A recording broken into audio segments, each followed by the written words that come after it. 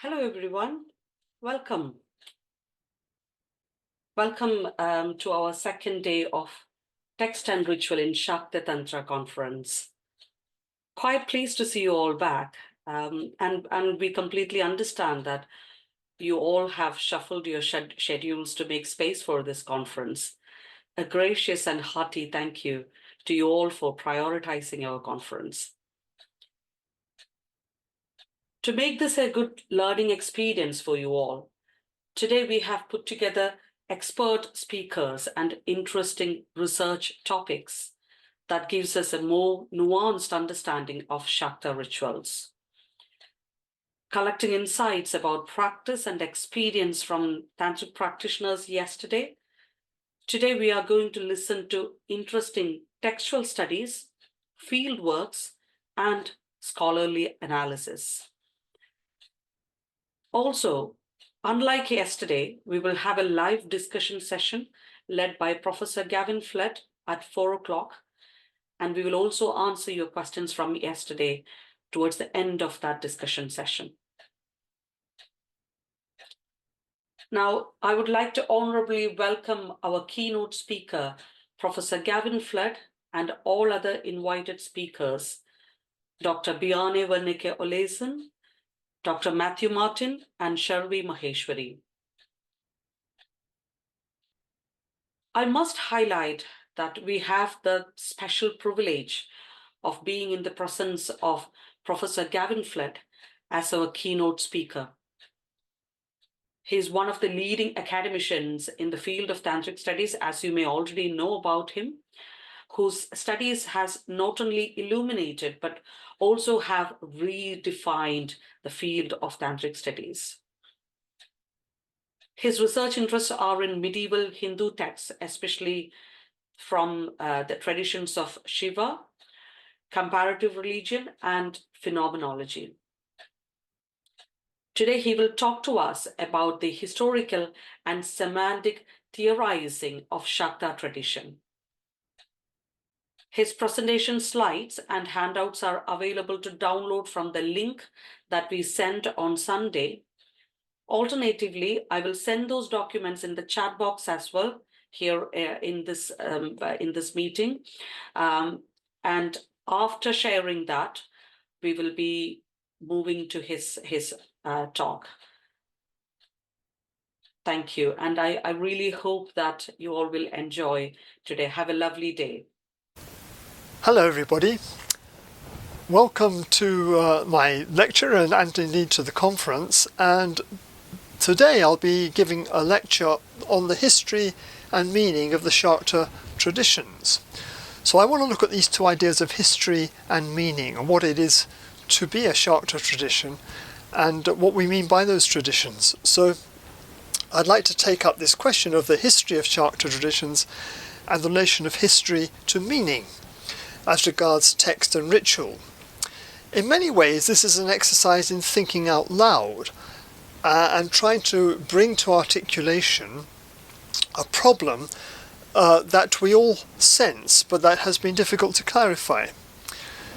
These traditions have a history, and we are now mapping that history and the sequence of text established stemmers of the relationship of manuscripts to each other and so on, and relating these texts to historical development. For example, the development of the Malla kings in Nepal.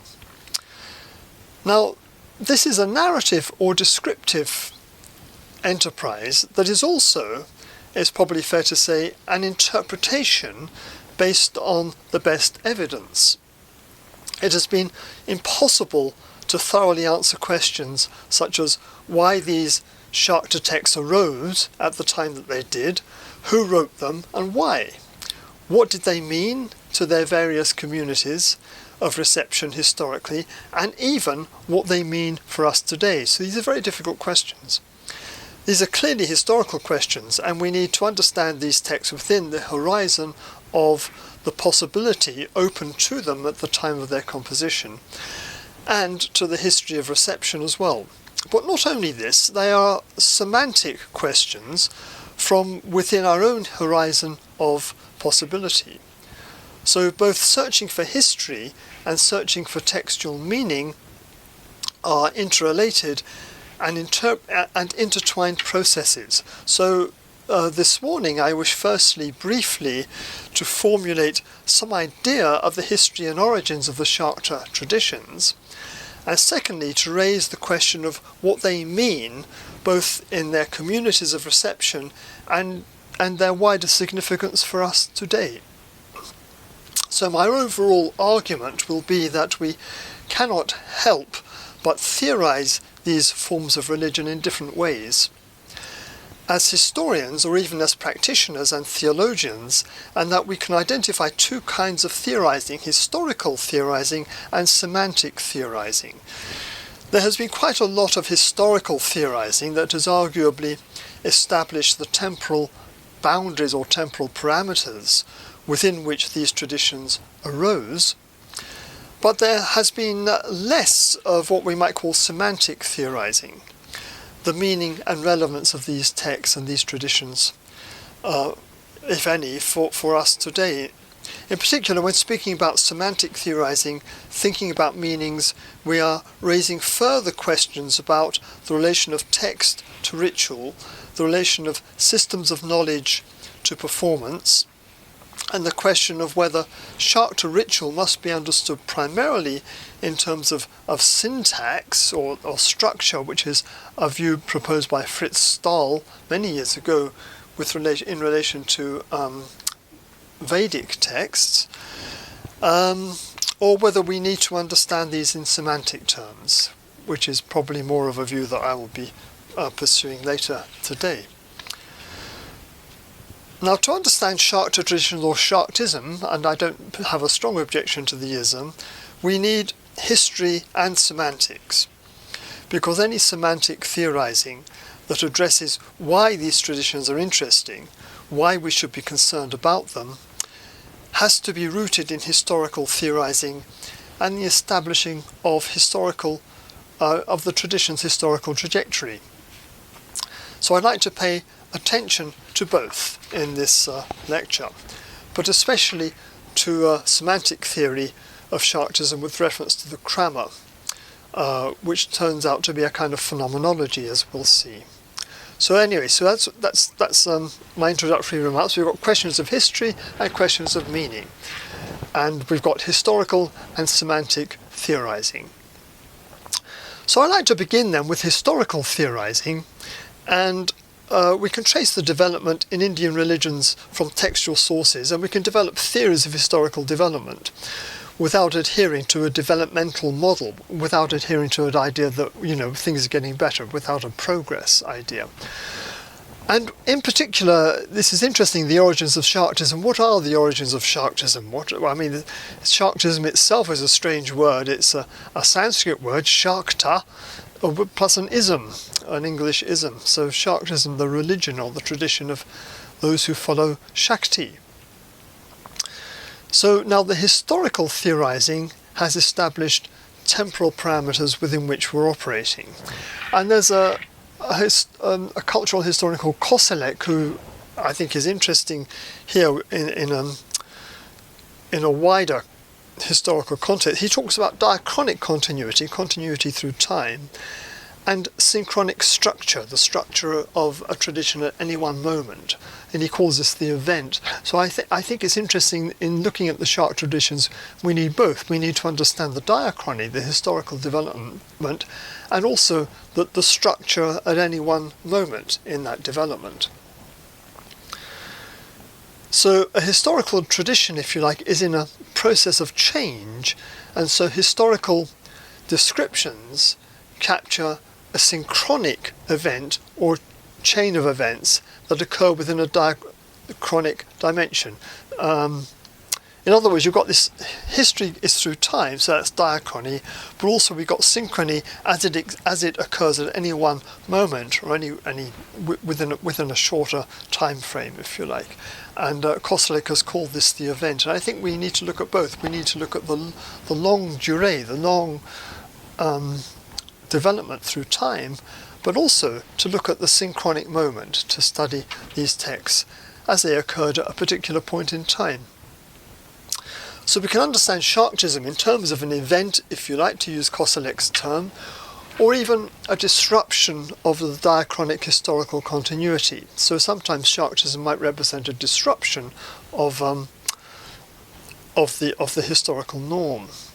So Shaktism erupts in the history of religions, asserting itself as authoritative within a relatively short period of time from around the 7th century. So we have records of Śākta traditions from about the 7th century. Now, Helmut von Glassenapp was a German Indologist who in the 1930s wrote an interesting and important article on the origins of Śāktism, Tantrismus und Shaktismus. And his hypothesis is that Shaktismus, what he called Shaktism, not Shaktism, Shaktism, is rooted in what he called folk culture, which during its development penetrated more and more into the religion of the Brahmins. And this is supported and developed by the work of my colleague and friend Bjarne Wernicke-Olesen. Now, by the term Śāktismus, von Glassenapp means, quote, this is a translation from his article, any Indian religious teaching which attributes more or less crucial meaning to a Shakti or female deities represented as powers within the world, processes and salvation events, end quote. So any Indian religious teaching which attributes more or less crucial meaning to a Shakti or female deities represented as powers within world processes and salvation events. That's von Glassenapp. Now, von Glassenapp says that Shaktismus is older than Tantrismus. So there are two possibilities here. One is that Tantrism had its origin in groups of Shaktas, people who were devoted or focused on Shakti, and was itself incorporated into teaching systems with the dilution and elimination of Shakti elements, notably sacrifice. Or Tantrism was a teaching and technique of ritualism that, and perhaps meditation as well, that originally lacked sacrificial elements and only absorbed them over time. So we've got these two views. One view is that there's Tantrism, Tantra itself originated in Śākta worship and Śākta traditions, and that they became diluted over time and sort of calmed down, if you like, Brahminized, Sanskritized, or that Tantrism itself was originally a technique and teaching of ritualism and probably meditation as well, and that the Śākta traditions became incorporated into it at a later date. So those are the two possibilities. Von Glassenapp goes for the latter, as does Wernicke-Olesen. Wernicke-Olesen points out that von Glassenapp's term Shaktismus focuses on the deity, on Shakti, whereas the English term Śāktism focuses on the followers of Shakti, the Shaktas. So von Glassenapp's category is broader than the English term. The English term Shaktism refers to the people who practice this form of ritual and meditation, and less on the object of that ritual and meditation. So the English word is more about the people who practiced it than the object, Shakti. Now, Wernicke-Olesen supports the von Glassenapp model, and arguably so does Alexis Sanderson's mapping, as we'll see in a minute. So von Glassenapp observes that sanguinary offerings are absent from early Tantra and only occur at a later date, indicating that the Tantras begin to absorb Śākta ideas and practices. And remember, in the 1930s, we knew hardly anything about these traditions. So von Glassenapp is remarkably perceptive in his understanding, given the paucity of material available to him.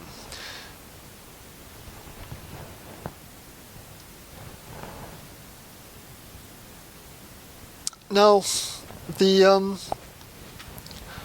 von Glassenapp's theory then is that the Shaktism originated in what might be called autochthonous religious forms. Autochthonous means rooted in the earth, or rooted in the popular tradition. So this theory of autochthonous origins, there's a sense of sacrality or holiness, of focus on groups lower in the social hierarchy.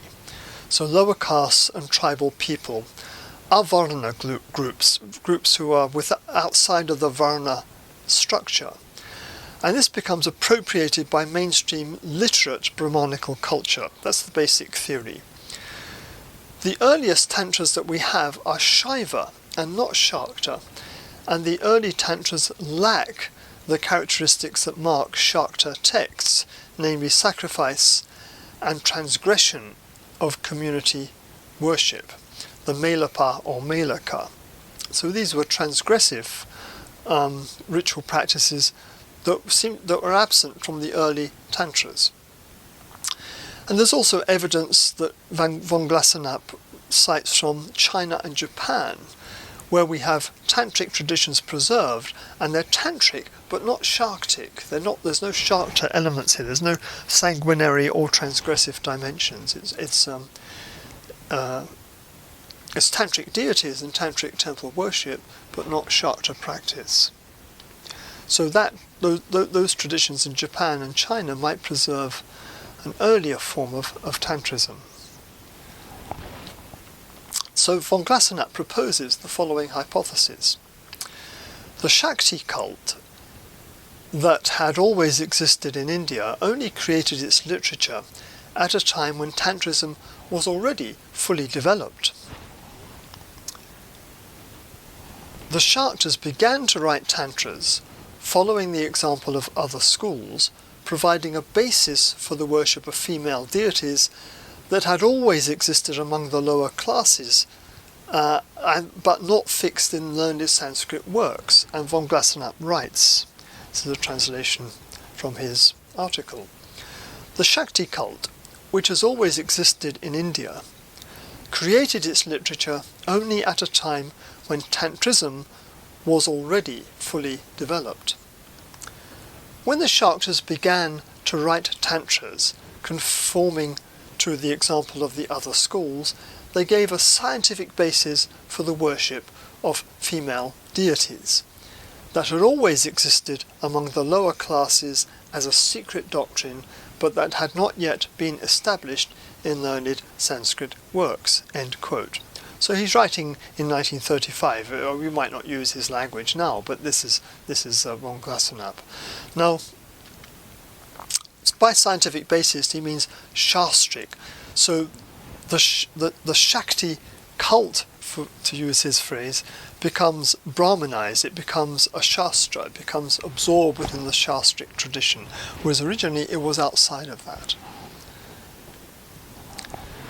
Now, I think there is evidence for this theory that Shaktism. So, just to recap, you've got Shaktism, the focusing on Shakti, on female deities, is probably very, very ancient in India.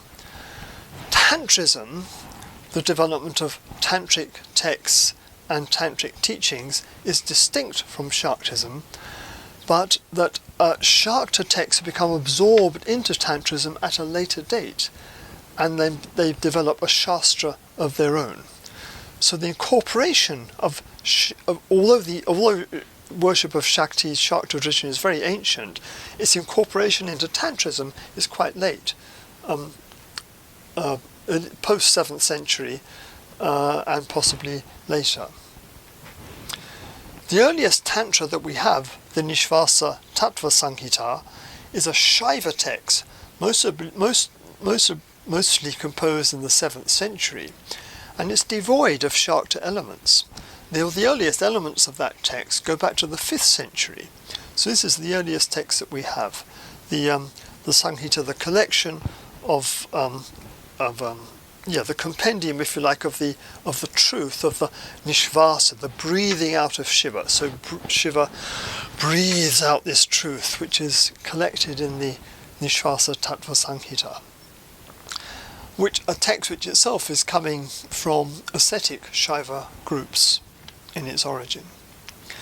Now the Śākta Tantras, on the other hand, are quite distinct texts such as those in the Kubjikar tradition, the Kubjikar Mata Tantra and others, which are later and distinct from the Shaiva corpus. Now, Alexis Sanderson speculates that the sanguinary and transgressive dimensions of Tantrism, such as collective orgiastic worship, the Melapa and Melaka, are coming from outside and possibly from tribal societies. And this supports von Glassenapp's hypothesis. So there's a penetration of Shakti theology into the Brahmanical religions of Shiva and Vishnu. And Wernicke-Olesen has done studies of the Devi Mahatmya, and more recently on other Shakta traditions which supports this view. So here we have Sanderson's mapping. If you can see this on the presentation there, you've got the three margas, the three paths: the Ati Marga, the Mantra Marga, and the Kula Marga. The Ati Marga, the higher path or the outer path, was groups of ascetics, but who call themselves the Pashupatas in the first layer of its development,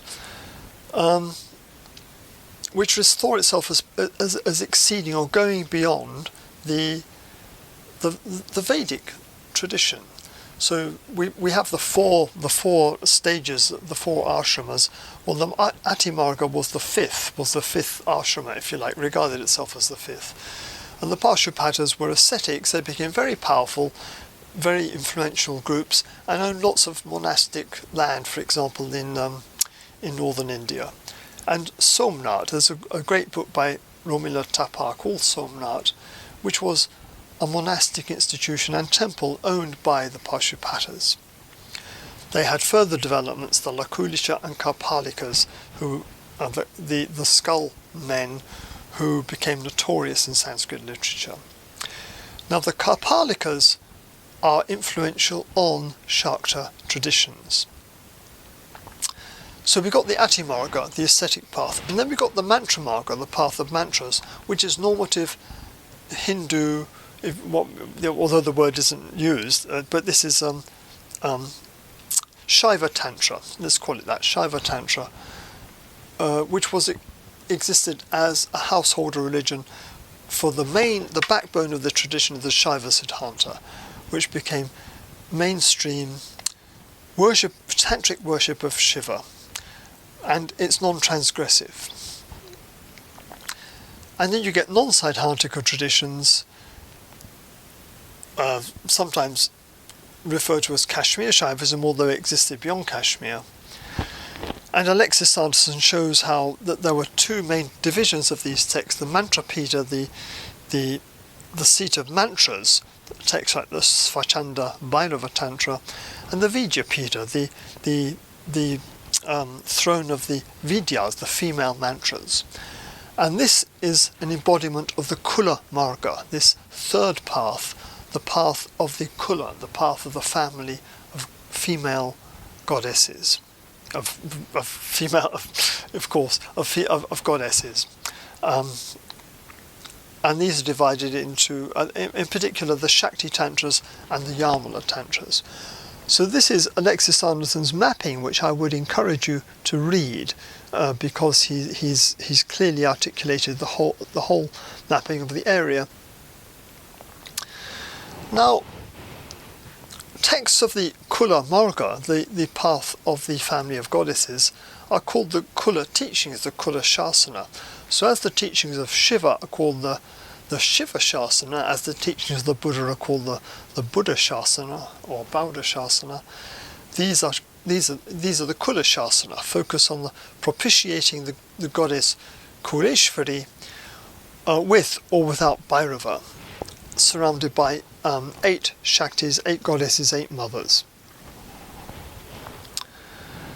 Now the Krama is the northern scriptural transmission. The Kula Marga is divided into different transmissions related to the directions, and this is the northern scriptural transmission.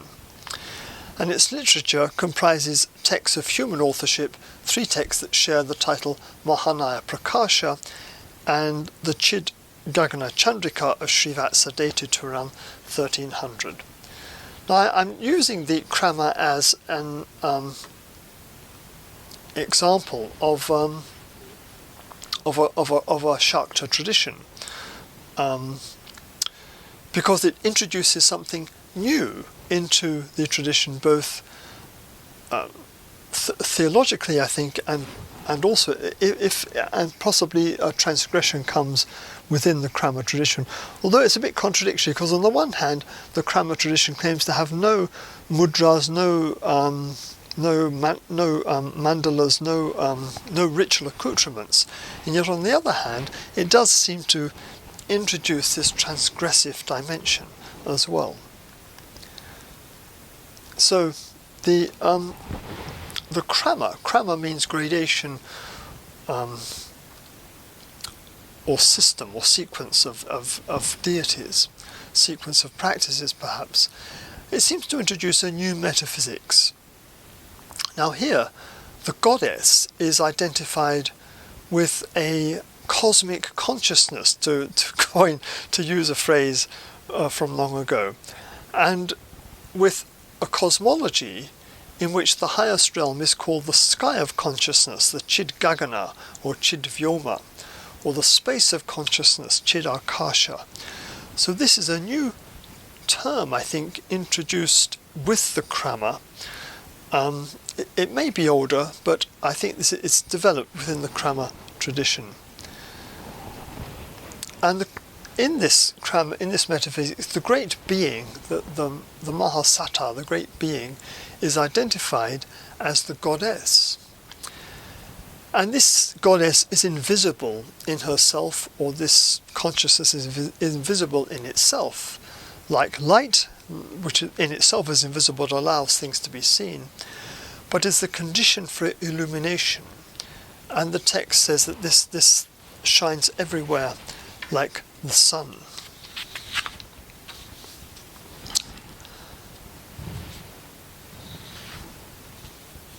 And on the handout, I've given you various texts that present this idea.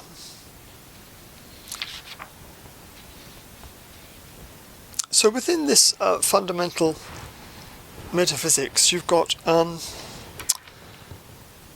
this is articulated in various texts, and I'd like to read out one of them. I'll just put my glasses on to read it for you. So this is from the Chid Gagana Chandrika by Srivatsa, which was composed about 1300, the moon in the sky of consciousness. So it's a kind of imaginary text, if you like. So he who holds the full moon, which is like an ocean of milk, whose waves are motionless, which is the sky of consciousness, which is an expansive sound, he whose garland is a wave of shining drops of splendour, he whose nature is the primal vibration, whose temples exude the syllable Om, manifests that sound and spreads out. That Ganesha, born from Shakti, may he forcefully calm misfortune. So it begins with an invocation of Ganesha, the elephant-headed god. And but that's tradition, but it starts with Ganesha, but then it moves on to the goddess. Here in this world, there is the threefold injunction: gross, subtle, and supreme, stula, sukshma, and para, which arises through the accomplishment through possession by Shakti. The good goddess, whose essence is self-spreading, is such a one who manifests the various conditions of the universe. She manifests them. The Lord, whose form is light, the turner of the world, perceives the turning world characterized by darkness, reflecting on the actions that he undergoes. May this poem lead everyone to the true path. May the hymn of praise of the goddess of joy, born from the moon of Kalidasa, that's the author of the poem, another name for the author, cheat death. May it calm the pain of the fire of transmigration through the ocean that is the moon in the sky of consciousness. So that's a rendering of the Chid Gagana Chandrika, the first three verses. Now that's interesting because it begins with evoking Ganesha, and then it goes on to praise the goddess, but also praise Shiva. So there's an ambiguity. There's an oscillation, if you like, between Shiva and Shakti, between the god and the goddess. Although fundamentally it is a Śākta tradition, a Śākta text from the Krama tradition. So this Krama metaphysics is basically that the goddess, there's two kinds of language. There's a personal language of the goddess, and these hymns by Srivatsa and so on are hymns to the goddess, extolling her virtues and her beauty and her wonder. And on the other hand, there's a language of consciousness, that the goddess is identified with this pure consciousness, with this higher realm of consciousness that it calls the sky of consciousness, Chid Gagana. And so the goal is for us to become movers, Keturas, movers in the sky of consciousness, and to become open. Even the word drimbana, openness, is used in these texts, because the goddess herself becomes open to the realm of the senses.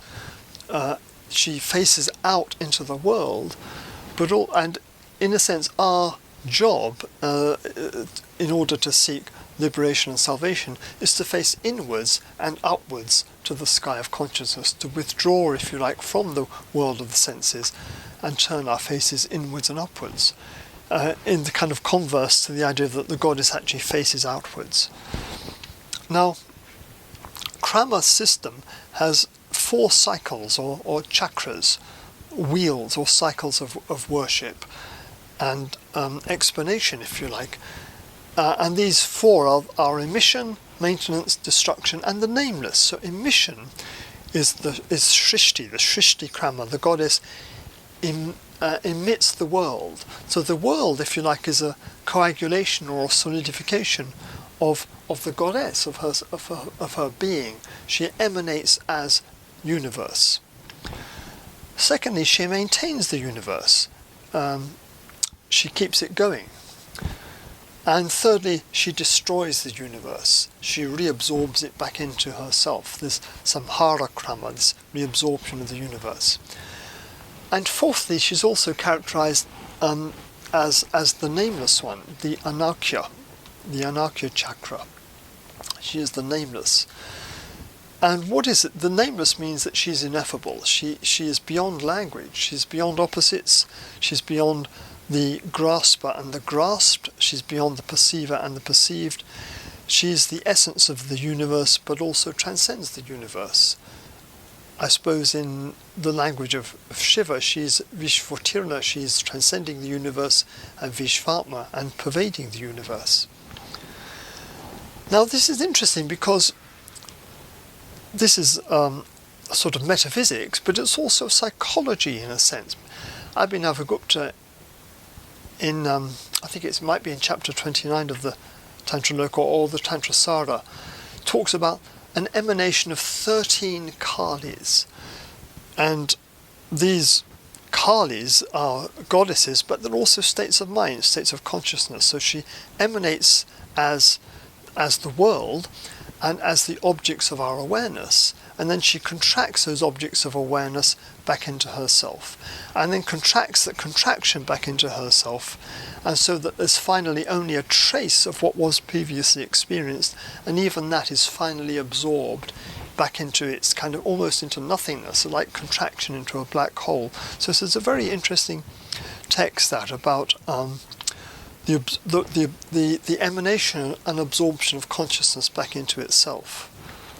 So she's both a cosmic force that emanates the universe that we experience, and also almost a psychological force that emanates our experience, tastes that experience, and absorbs it back into herself. Now, why does she do that? It's because it's her nature to do so, because it's her play, and it's simply the nature of the goddess to manifest all possibilities. Now, you might want to raise moral questions and so on about that, but anyway, that's the metaphysics of this system. So the goddess is a primal pulsation, a spanda, an adispanda, a primal pulsation, conceptualized as the expansion and contraction of sound, of nada or shabda. And she is without restraint in the manifestation and destruction of forms.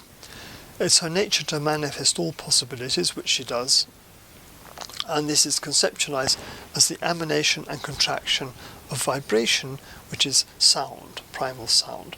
So mantra repetition is accessing that primal sound, is aligning the vibrational frequency of the mind, if you like, with that of the cosmos, so as to become aligned with that cosmic force, cosmic dimension.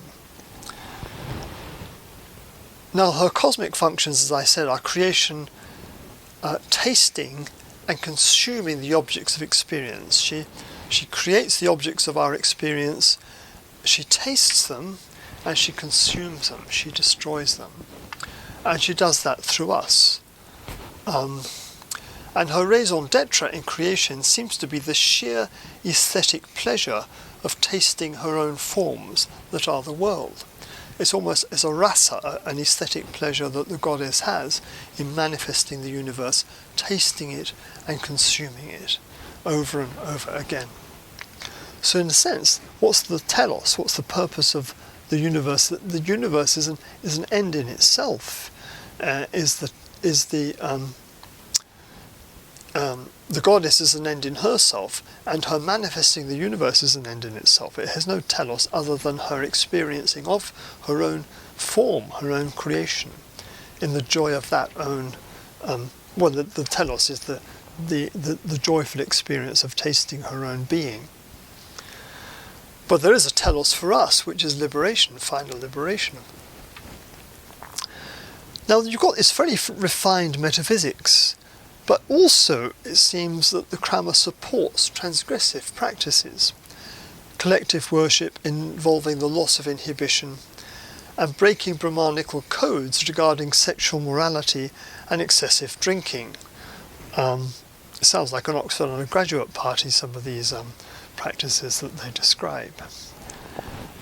No, okay, so that's kind of historical theorising. Well, a bit more than that actually. We've had some semantic theorising of it as well. So far I've talked about the origins of the Śākta tradition. I've presented von Glassenapp's thesis, which I think is supported by Wernicke-Olesen and also Sanderson's work, that you have Śākta, an independent Śākta tradition that comes to articulation within Tantrism at a later date. So while Śākta traditions, Shakti may be very, very ancient, the actual text that we have and its articulation in Shastra is much later. So Tantrism is not Śākta in its origin, but absorbed Shaktism later on. So that's the historical point that I would wish to support. And then I've described some of the Śākta metaphysics, and particularly with regard to the Krama tradition, the tradition of a series of emanations of Kali, the gradation work, the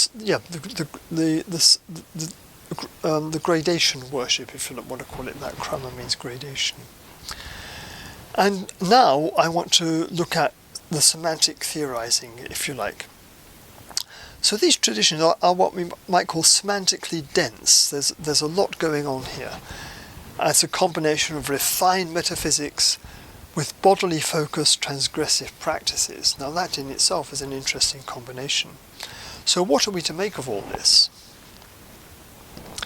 Now the Krama represents the emergence of Śākta ideas and practices into a high Sanskrit register, blending together metaphysics, ritual and aesthetics. So Srivatsa's writing his poem about 1300, which is long after the first Tantra, the Nishvasa, emerges. The metaphysics of the system is a new statement of non-dualism. So what is distinctive about this is, I think, that it's a cosmological non-dualism, one in which the hierarchy of the cosmos is pervaded by the reality of the goddess, who is consciousness. So we've had Shaiva non-dualism, now this is a Śākta non-dualism, if you like, which is coming along here. So you have the hierarchy of the universe, the levels of the tattvas and so on. That's all here in the tradition, but it's identified with the goddess. And at the end of the day, there is no hierarchy. I mean, Kshemaraja, the Shaiva philosopher, is quite good on this, and he says there is no tattva which is impure, because in the Shaiva Siddhanta scheme there are pure and impure tattvas. There's the pure creation and the impure creation. Kshemaraja comes along and says, well, no, there's no tattva which is impure, because it's all pure consciousness.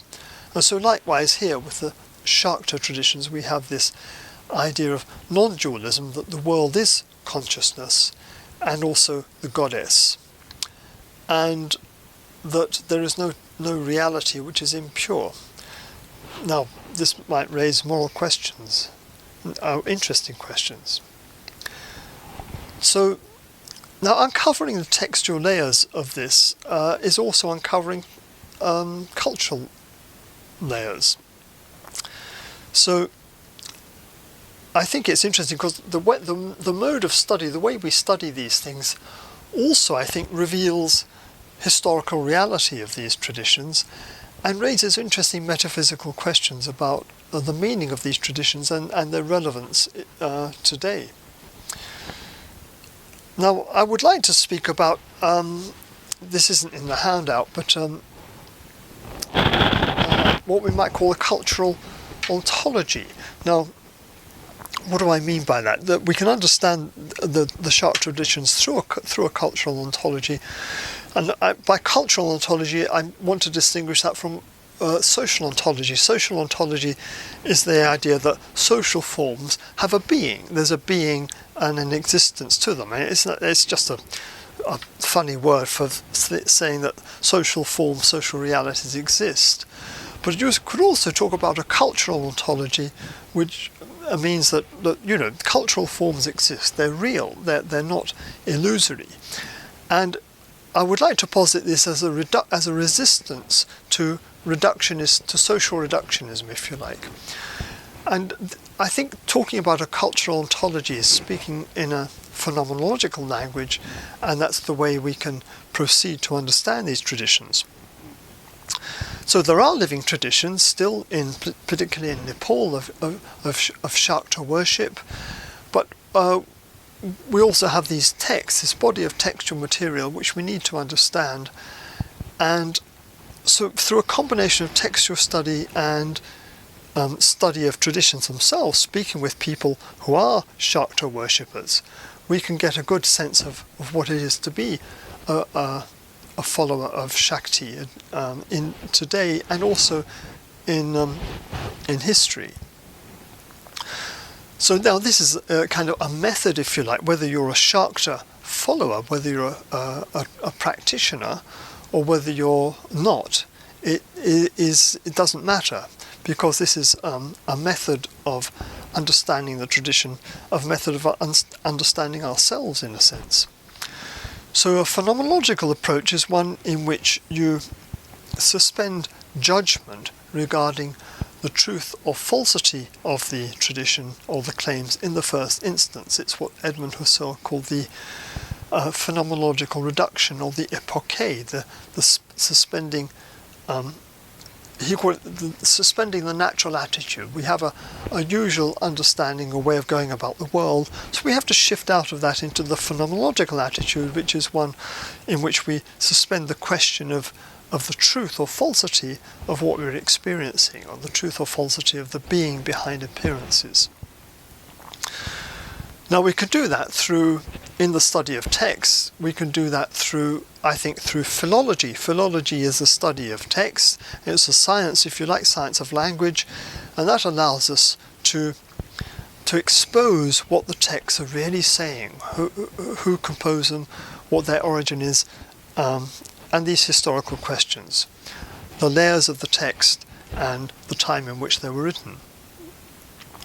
But then there are further questions to ask beyond that, which exposes, I would say, what we might call the cultural ontology, which is the structure of thought, the structure of social life, both historically and today, which is a reality in people's lives. Now, you talk to Śākta practitioners, and they might speak about these practices lending themselves to become open to the sky of consciousness, open to the goddess as a reality in their lives. In fact, I was only reading the other day John Bowker's book, Worlds of Faith, which was written many years ago in the 80s now, in which he's interviewing Hindus in Britain 30 years ago, who were speaking about their experience. One person was speaking about her experience of the goddess Kali, and how she's a devotee of Kali and becomes open to Kali. So a phenomenological approach can allow us to develop empathy and to understand cultural ontology, if you like, rather than simply a social ontology, because we become exposed to people's truths, to the truths of the lived religion and lived tradition, and become open to the possibility of what is going on here.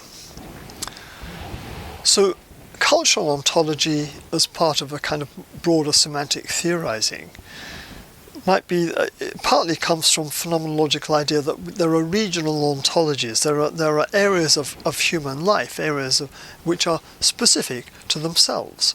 So there's the world of work, there's the world of pleasure and aesthetics, there's the world of family relationships, or whatever it is. There are different regional ontologies in our life that we can identify, which are nevertheless grounded in a more consistent reality of human life from birth to death.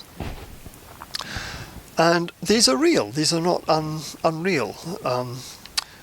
So cultural ontologies are identifying, if you like, certain regions or certain realms of life that give meaning to people's lives. And so we can do this with Śākta traditions. So through textual study and through empirical work, we can expose the reality of these traditions and their meaning for people's lives, and the reality of the social forms out of which they came. So who created these, and why did they do it? What was the motivation behind it? They thought that it was bringing articulation, experiences of the goddess. There's a philosopher, Martin Heidegger, who I'm interested in, and he talks about, in his later work, all human concepts coming out of human experience. And so it could be the case here as well. And it could be that these traditions are coming out of a reality of human cosmos interaction, the way that certain groups of people at certain times have interacted with the wider universe. And it could be that these articulate a fundamental dimension of human sociality as interaction and openness with cosmos. So I haven't fully articulated that idea of cultural ontology, because it was a phrase that only came to me this morning, early this morning. So, but I think there's something to that we need to look at and explore. So in terms of the future study of these traditions, there's text historical work to be done. Most of these texts are not edited, they're not translated, and if someone wants a job translating and editing these texts, there's work there. I think there's philosophical work to be done with these texts, it could be that are these just irrelevant? Are these just a kind of curiosity from the past? Or do they have contemporary philosophical relevance? Now, it could be that they have contemporary philosophical relevance. There's like indications here in Oxford that Indian philosophy does do philosophical work that Western philosophers, analytic philosophers, are interested in. I think Timothy Williamson here in Oxford is an example of a serious philosopher who is taking Indian philosophy seriously. And there's anthropological work to be done. Now, I mean by that both cultural and social anthropology, studying these traditions, and also philosophical anthropology. What do these traditions tell us about who we are, about the nature of the person? Are we beings with porous boundaries, to use Charles Taylor's phrase, in which powers from outside of us come into us, and we can influence the universe as well? Powers out. There are forces within us can influence the world, as the Shākta traditions seem to say. So not that we're closed in bubbles, but we're actually part of wider and bigger bubbles. And that would tend to tie in with more sort of environmentally friendly models of the self, of what a human being is, what the person is, moving forward into the future. So, by way of summary then, perhaps I'd just like to say that the Shākta traditions are well, I wouldn't say they're in their infancy, but the headway has been made, but there's a lot of work to be done in understanding what these traditions are, who compose these texts and why, how they fit into the social and historical context of their origin, and what they say to us today, how these traditions are important, and what they can tell us about the nature of human persons and the nature of the world that we live in.